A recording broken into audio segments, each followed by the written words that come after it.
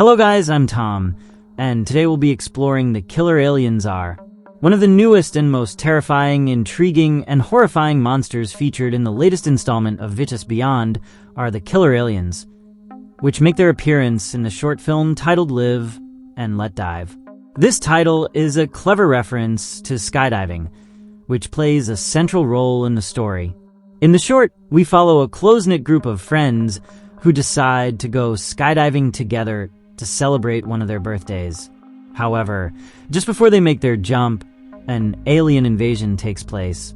Interestingly, these creatures are incredibly powerful and might remind us somewhat of the Death Angels from A Quiet Place, combined with the classic gray aliens. They also bear certain similarities to the aliens in last year's movie No One Will Save You. That's why, in this video, I'll be explaining the story of Live and Let Dive in detail.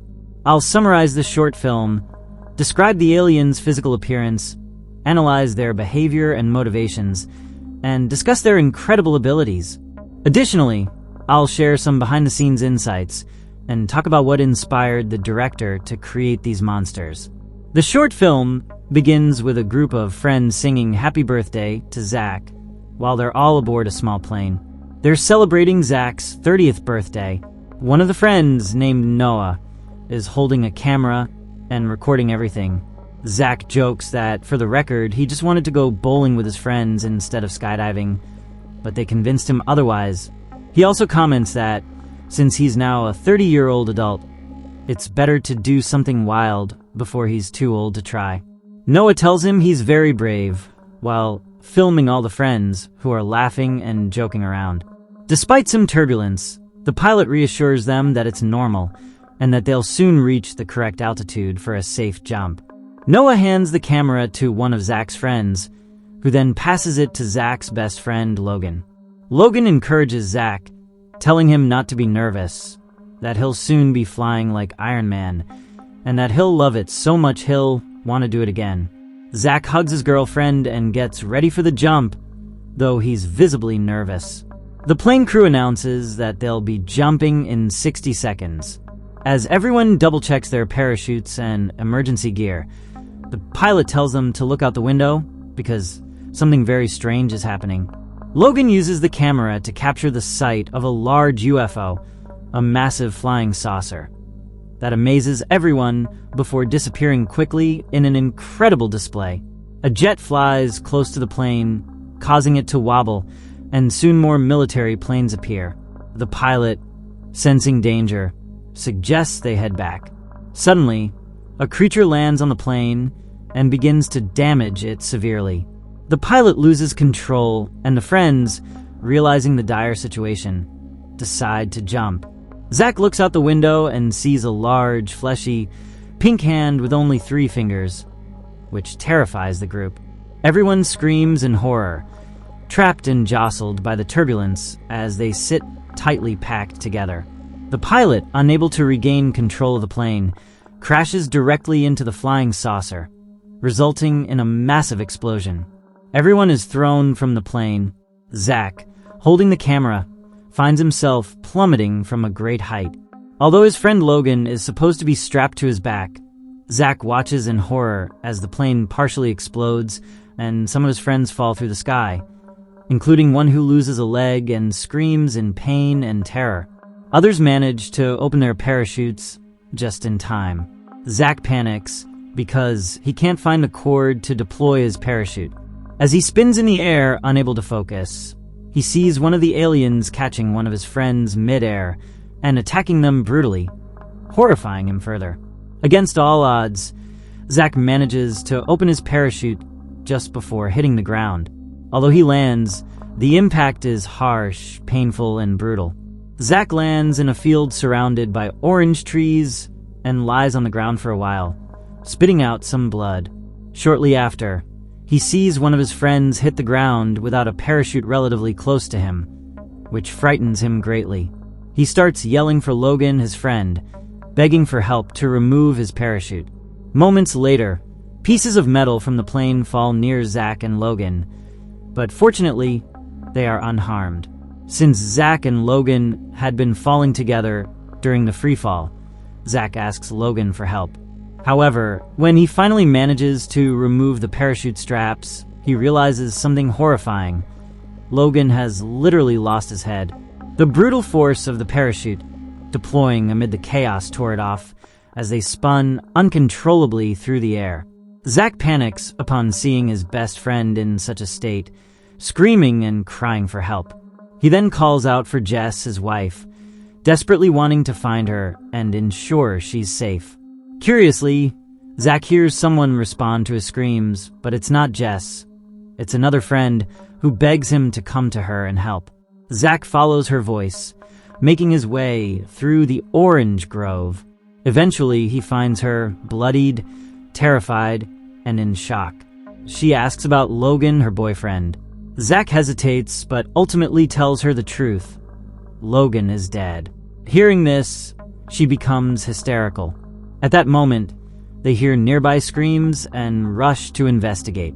They find another friend with the skydiving instructor, who is gravely injured. Along with injuries from the parachute straps during the violent fall, a piece of metal from the plane has impaled the instructor's chest.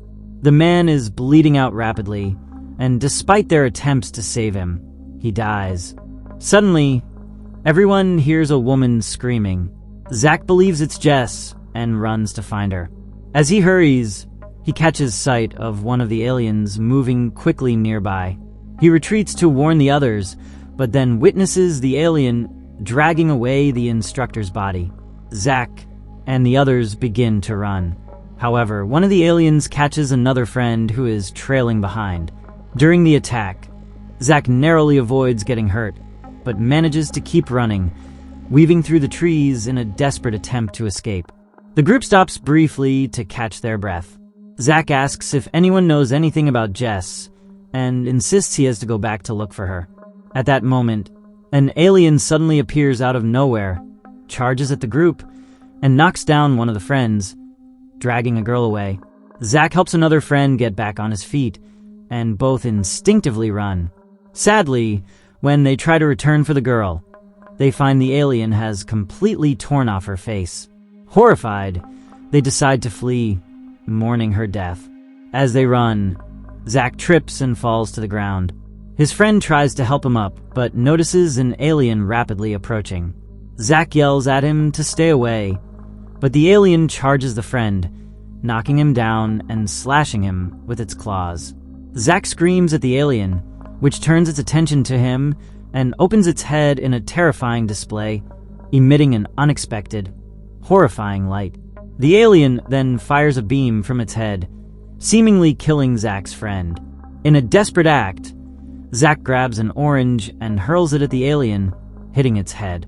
This enrages the creature, which turns toward Zach in a menacing manner.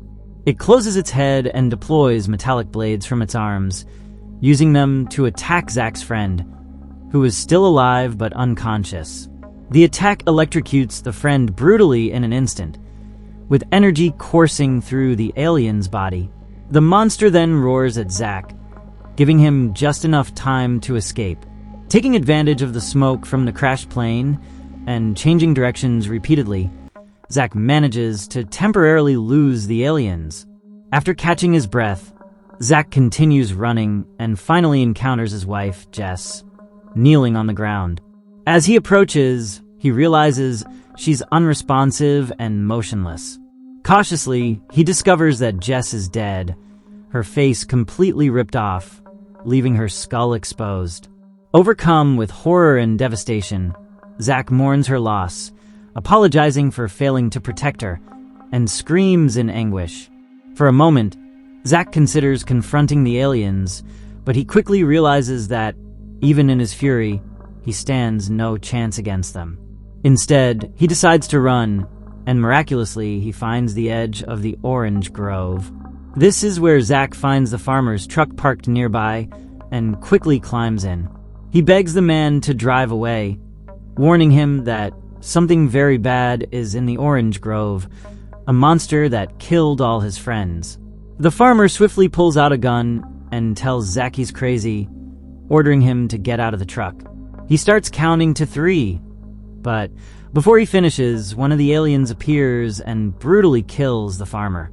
However, the farmer manages to shoot the alien just before being taken away, wounding Zack in the hand.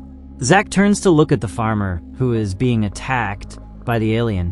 When he looks back, he sees another alien standing in front of him.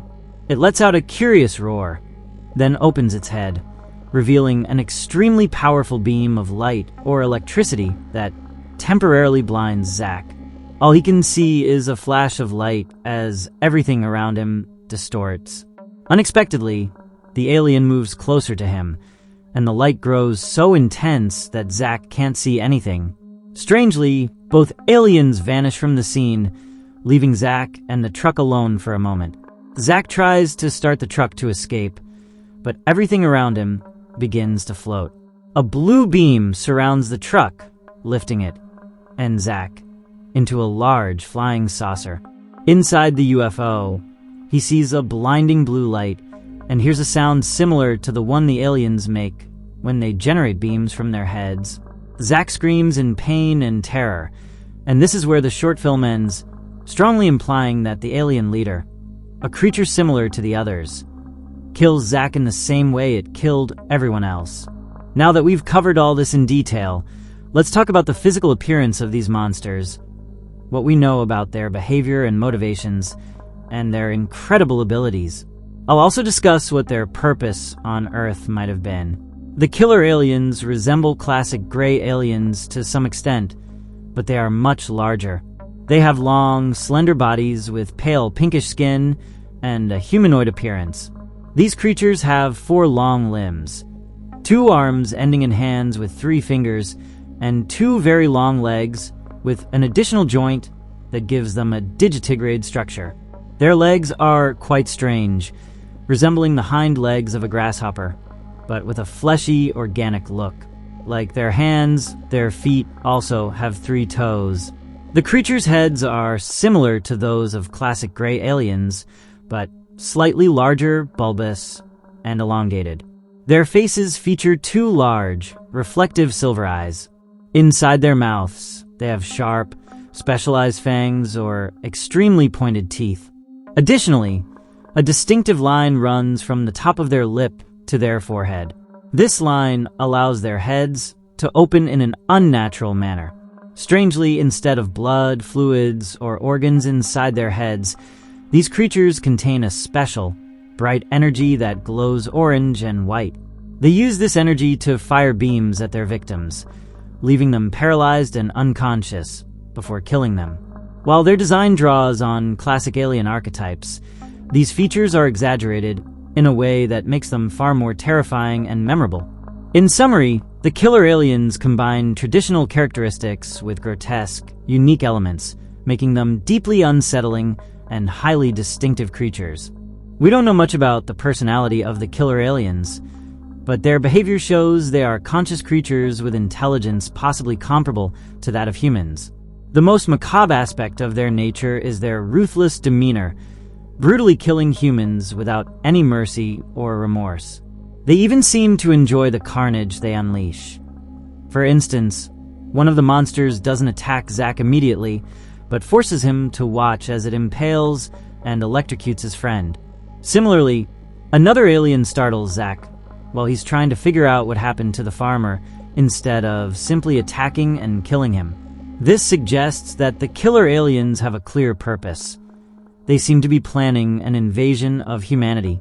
For now, their mission appears to involve gathering information and eliminating anyone who gets in their way swiftly and efficiently, though they don't shy away from getting their hands dirty.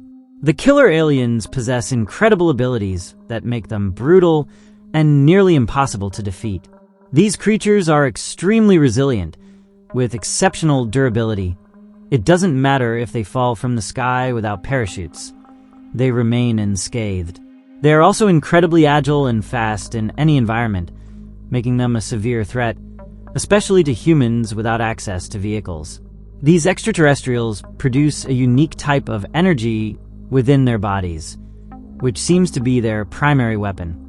They use this energy to electrocute their victims through beams emitted from their heads. Additionally, they deploy blades from their arms, which also conduct electricity. Their large size and weight suggest they have superhuman strength, and combined with their sharp fangs, they can physically attack and kill their victims with relative ease. We don't really know the weaknesses of these creatures, but it's possible that powerful firearms could be effective against them. While I reviewed several interviews with the talented director Justin Martinez about the short film, I couldn't find any explanation regarding the aliens' purpose. He mostly detailed how he handled pre-production, including collaborating with several concept artists who had worked on films like No One Will Save You, A Quiet Place, and Fire in the Sky. These collaborations were key to creating the final design of the monsters. Martinez also mentioned that the airplane sequences weren't filmed in the air, but were achieved using special effects and careful planning.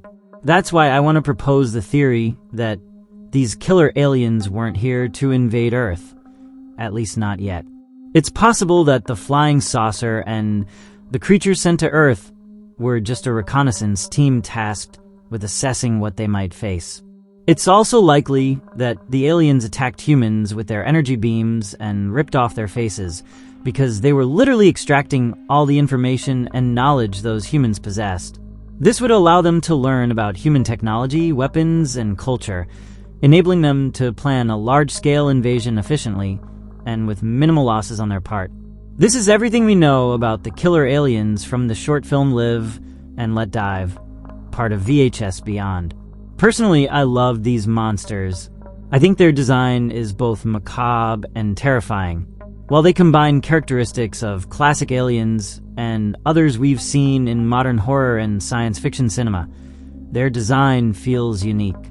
I really enjoyed the short film story because it's simple, which works to its benefit by focusing on the monsters and how dangerous they are. The idea of the aliens opening their heads to emit energy was unusual and surprising. I didn't see it coming. Interestingly, we saw something similar this year in the movie Late Night with the Devil.